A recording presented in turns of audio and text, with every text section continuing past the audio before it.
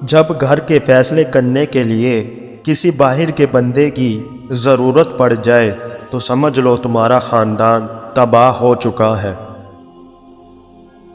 قلم کو اٹھانے سے پہلے اتنی تحقیق کرو کہ تمہارے لکھنے پر کوئی دوسرا قلم نہ اٹھا سکے۔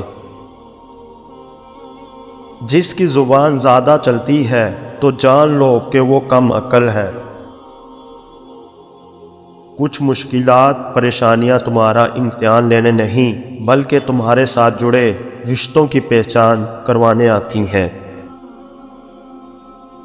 حقیقی درد وہ ہے جو دوسروں کو درد میں دیکھ کر محسوس ہو۔ ایسے شخص کو اپنی زندگی سے نکال دو جو تمہارے ذہنی سکون کے لیے خطرہ ہے۔ کم بولنے والا انسان اپنے پسندیدہ شخص کے سامنے ہمیشہ بہت زیادہ بولتا ہے۔ آزادی کی تکلیف غلامی کے آرام سے بہتر ہے۔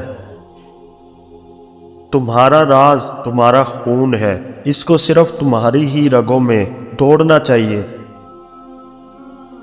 اگر تم چاہتے ہو کہ تمہاری دعا عرش تک پہنچے اور قبول بھی ہو جائے تو سب سے پہلے اپنے والدین کے لیے دعا مانگو۔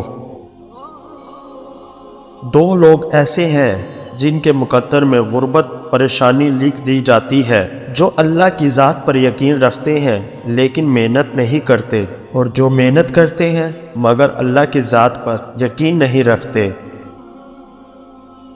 جب عقل پر پردہ پڑ جائے تو سمجھانے والا آدمی سب سے برا لگنے لگتا ہے۔